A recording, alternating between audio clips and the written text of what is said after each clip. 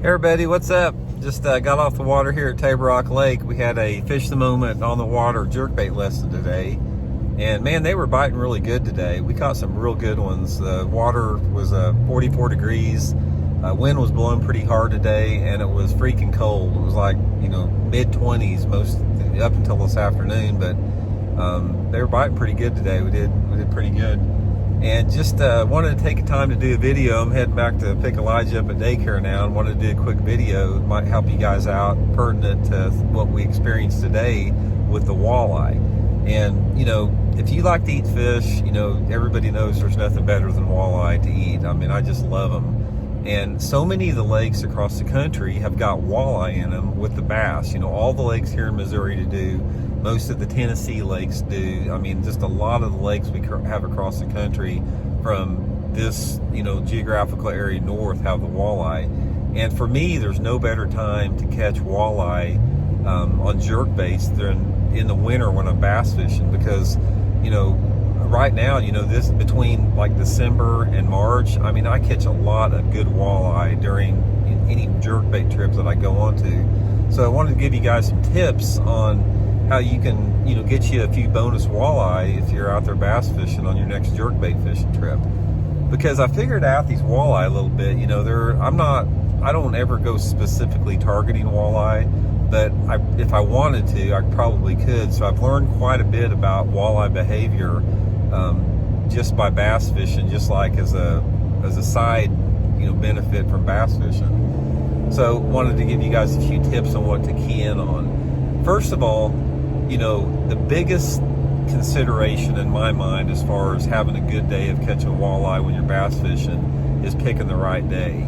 By far, the best days to catch walleye are on those nasty, windy, cloudy days. I mean, anytime that you've got that situation that's just dark skies, nasty, that fires those walleye up. They bite so much better. I mean, you can catch a few of them under sunny conditions, especially if the wind's blowing a little bit, but by far it's not even any comparison. When I get those days out there that are cloudy and windy, like it sort of was this morning here, I am expecting to catch some good walleye along with the bass. So what you need to look for is these walleye, they position a little bit different than the bass do. I mean, the bass are a little bit more diverse in how they position on structure with the jerkbait. I can catch bass on a jerkbait in the wintertime on these Ozark lakes, and on steep banks, on flat banks, on points, on ditches, just a lot of different type of areas. But the things you want to look for specifically if you want to catch a few more walleye when you're bass fishing is to stick with those main lake points. That's the number one thing. And you've got to stick with those steeper points, the points that don't run far out into the lake, the ones that drop off pretty quick. And my favorite, walleye points are some type of a main channel point. And I like to keep my boat in like 30 to 35 foot of water, and I like to be able to hit the bank with my cast. So, I don't want to be a long way from the bank and still be in 35 foot of water. Probably, I'm going to guess, I don't know, it probably takes me a 50-yard cast to hit the bank when I'm in 35 foot of water. So I'm on the main lake, I'm on the steeper banks, looking for that type of slope in there. The next thing you have to realize about walleye is that I'm going to guess 90% of the walleye that you catch are going to be farther out off the bank than the bass. The walleye, they suspend in the winter just like the bass do, but a lot of the bass that I catch, they'll suspend, over that 10 to 15 foot of water lot on these Ozark lakes in the wintertime. But the walleye are going to suspend over that 20 to 30 foot of water. So probably 90% of the walleye I catch, and the walleye that we caught today, we got some nice walleye today for dinner.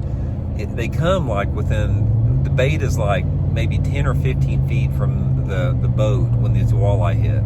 So if you want to specifically target walleye, move your boat out farther off the bank and target that sort of that 20 to 30 foot zone.